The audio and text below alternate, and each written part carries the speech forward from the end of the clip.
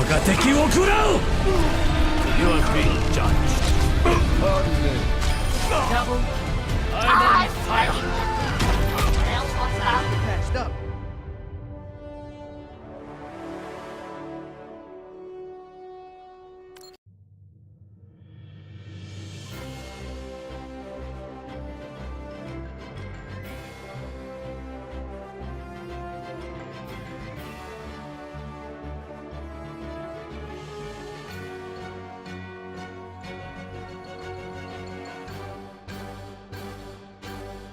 Alright, what is up, everyone? My name's Dazzen. I'm here with another episode of Overwatch Lore, which we are probably going to start calling OverLore. Why not? New things.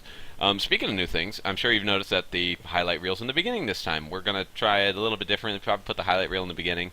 I mean, I kind of want it at the end, but let's try something new with this one. And we're actually going to have the gameplay in the video itself. I'm probably eventually going to have like some highlight reels of me playing Overwatch, so we'll see those later. So let's get this game started. Right, so with Overwatch, we're gonna focus on Hanzo Shimada. He's one of my other favorite characters. I really love playing him, and I've had some really good matches with him lately.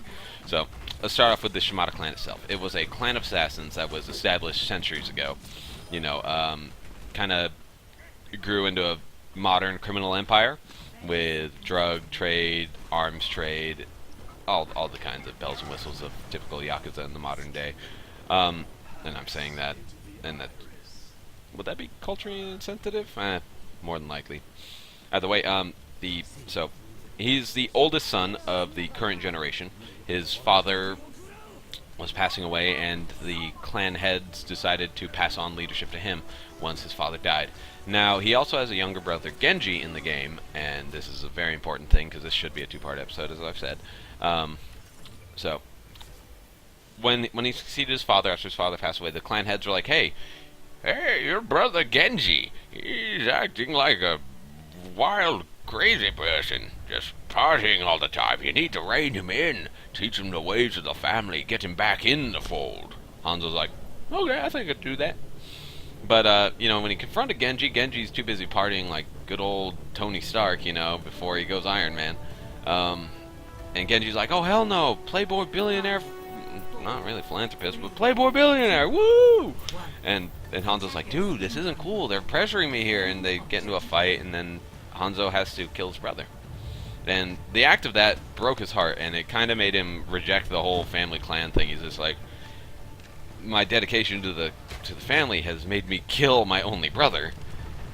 And it just broke his heart, and he abandoned it. He left his father's legacy, he left the family, and he went to wander and try to atone for his actions. Now, there's a video that Blizzard has put out called Dragons. Now, Dragons is a video involving Hanzo and Genji, and I highly recommend watching it. It is one of their best ones that they've made for Overwatch. I'll put the link in the description. And you know, when he killed Genji, he went on a soul-searching trip to wander the world, you know, try and atone, try and redeem himself. You know, he has a really strong sense of honor, you know, and he uses that to work. You know, he aims to prove himself either for the responsibility of atoning for the things that he's done, or for, you know, just trying to better himself, you know. So he has that code of honor, which does kind of put his blood first above the crime family stuff, which obviously, like I said, when he killed Genji, he left the clan. And he sometimes misses his home and laments, you know, what could have happened if he had fulfilled his destiny, but he's put that aside due to what's happened. Now, though he regards his family and duty, it have caused him so much trauma, obviously. He has his moments where he shows his own side of humor. He likes to call out that his enemies fall like certain things, like, you know, my enemies fall like leaves. It kind of depends on where the map is. Now, on Dorado, for instance, he's like, my enemies fall like destroyed piñatas. And he also has a, like, this is just kind of trivia at this point, but in the game, if you ever side with Junkrat on your team, he'll ask him, like, where he hides his riches and stuff. I haven't heard that one, but I've seen it. Well, not seen it, I've read about it. Now, as for Hanzo, let's get into some trivia because, like I said, his backstory. I mean, I kind of already said his backstory for what we have. Yay, Overwatch for what's it called? Having new game with light lore. Let's focus back on Hanzo. I don't really want to spoil a lot of things that you're gonna learn by watching Dragons. It'll do way more justice than I will. So I'm not gonna spoil anything. I'm gonna leave that one to you guys to see. Now, I'm gonna do the same thing for Genji. It's gonna be a real simple episode, that one. So, when oddly enough, like you see Hanzo as the archer. Now, he was actually the better swordsman between him and Genji, and when he killed Genji, he swore never to use the sword again, which is why he picked up the bow from now on. After he left the clan itself was later dismantled by Overwatch. Now, he would return to his home every now and then, you know, to honor his brother, and assassins were sent after him every time by the remnants of his family. Now, like I said, if you watch the video, you're going to see a lot of cool shit and a lot of fun stuff that he does. So let's get on to some little bit of trivia. Actually, Hanzo and Genji were actually meant to be the same character. They split him off because having too much stuff going on, because he was going to be like the cyborg ninja sword swinger with a bow, you know. He basically looked like he had Genji's face mask with like some cool samurai armor and like cool typical Japanese design. It looked really cool. Let's see. I'm gonna find that concept art and I'm gonna actually put it in here. Yeah, there it is. That's freaking awesome. So I'm gonna save that. Now, yeah, his concept's really cool and it looked awesome.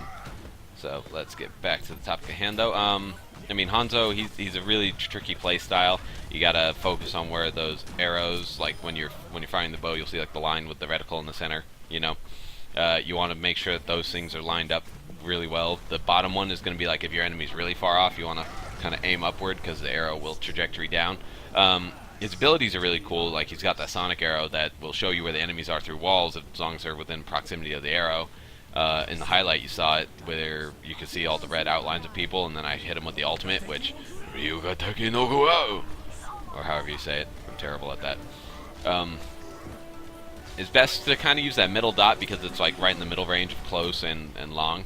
Now he really works really good against like people like Bastion and people who kind of turtle like Reinhardt. If you're up above Reinhardt, you can take him out easy.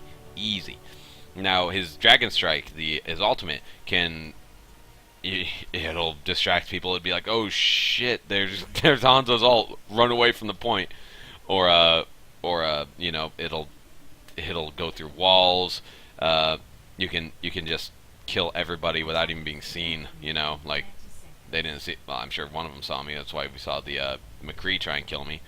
But so he's got a lot of cool little trivia bits. Like one of the quotes he says is "flow like water." I think it's a reference to the Book of Five Rings. God, I need to read that again. But it could also be a reference to Bruce Lee, who's known for saying deep stuff like that too. And God bless you, Bruce Lee. I miss you. His name could be an allusion to Hattori Hanzo, who's a famous samurai in Japanese history, or you know, which could kind of represent him being portrayed as the ninja master that he is. But that's about all I got for you guys today. Now, if you guys have any comments or suggestions for the next few episodes, like I said, I got Genji and Reinhardt planned out. I guess I should do Genji and Zenyatta because they're kind of tied together, but then I'd also have to do Mercy. I don't know. If you guys want, just let me know in the comments, or I mean, those of you who are watching are mainly my old guildies. Just message me, you know, be like, hey, should I do it streamline where, you know, where a character's introduced that it goes on to the next one, and etc., or should I just stick to kind of just picking characters kind of randomly? Either way, I mean, that's all I got for you guys today. Now, you all have a good one, and I will talk to you later.